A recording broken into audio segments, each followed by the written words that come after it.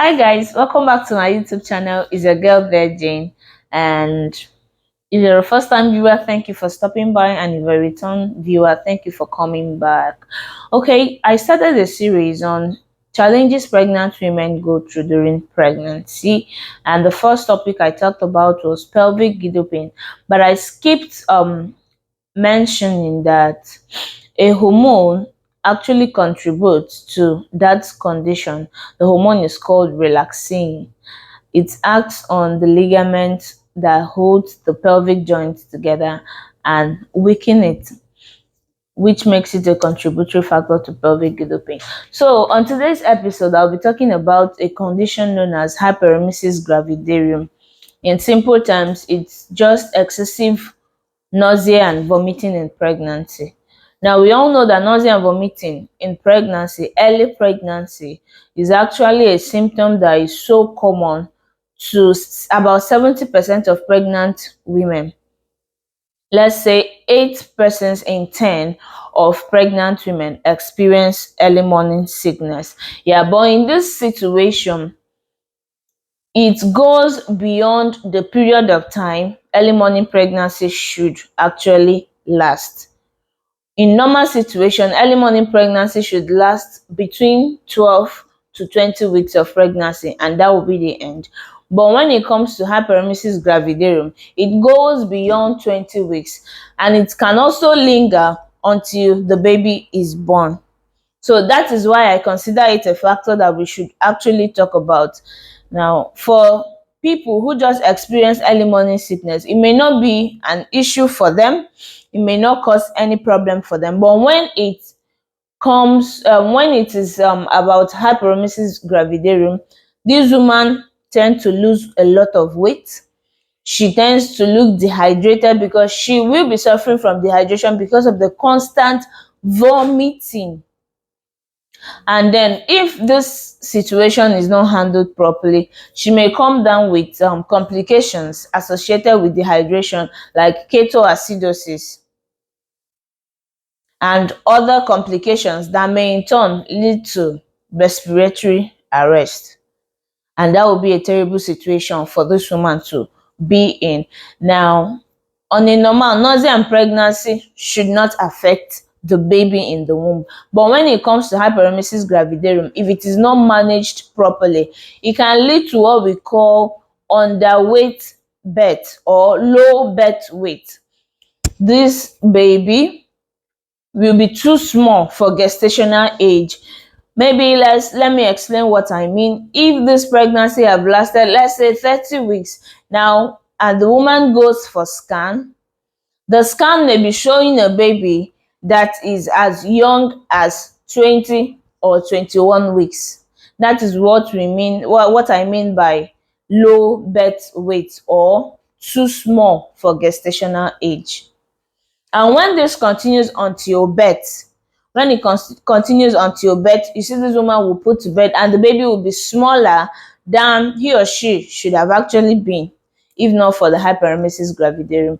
That is why it is considered as an important thing to be treated. Now, how is it treated? First thing is proper assessment by your health personnel, not by yourself, by your health personnel. And then this is your health personnel trained actually. We will recommend that you be admitted into the hospital for proper monitoring and analysis. Now, you may be given things like intravenous infusions to help correct the dehydration and the electrolyte imbalance. Because when someone continues vomiting, pregnant or not, you are going to be losing a lot of fluids as much as a lot of electrolytes in your body. When I'm talking about electrolytes, I mean the sodium in your body, the potassium in your body, the calcium, all those things are electrolytes. So when you keep vomiting, you're going to be losing those things. So in the hospital, intravenous infusion will be started to correct the dehydration and the electrolyte imbalance. Now, depending on the degree of the vomiting, antiemetics may be prescribed for this woman. Antiemetics are actually drugs used to control vomiting. So antiemetics may be provided for this woman to help stop the vomiting. Now, if peradventure this woman has lost a lot of things that normal intravenous infusion cannot sort out, other treatment options could be provided. Now, you can also be prescribed things like steroids. Please, that would be under hospital prescription. That would be under prescription by a medical personnel. Don't just go to the chemist or anywhere to go and buy things to take because you're vomiting too much.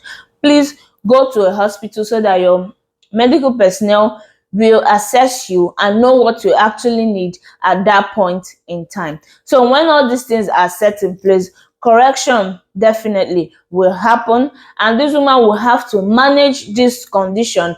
I am not telling you that they will give you something that will stop the vomiting completely, because it is your hormones that are playing on you. The human chorionic gonadotrophic hormone, that's basically the hormone that is responsible for this condition. So until the pregnancy goes away, the hormone is there. This hormone I'm talking about is actually what brings about the positive that we read on our pregnancy test strips.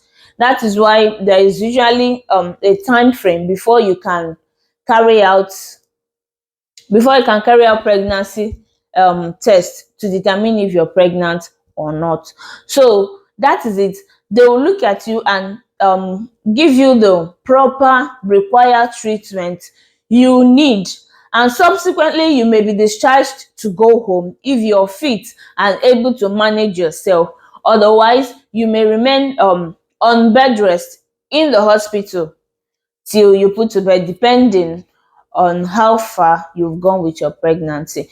Now, if this thing is not treated, what can it bring about? It can bring about complications like vitamin deficiency. So if you're watching this video up to now, it simply means that you're enjoying it. So please click the like button and also subscribe. Back to what we were saying. If this hyperemesis gravidarum is not properly handled, what could happen?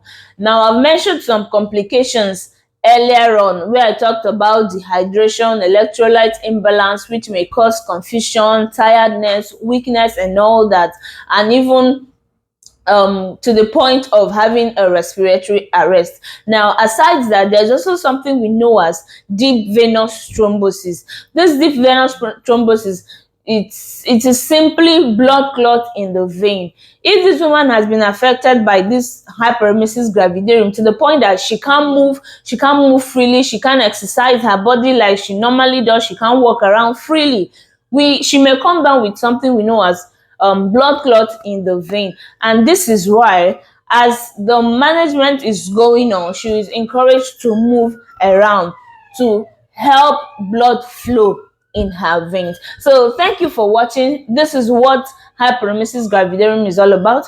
If you are experiencing this condition, please go to the hospital, let your doctor or midwife take a good look at you and discuss the course of treatment with you. Please like this video, share, and hit the subscribe button for further uploads. And like I said before, I'm going to be dropping the link of my previous video in the description box. Please do look at it and grab lessons from it. Thank you and have a nice day.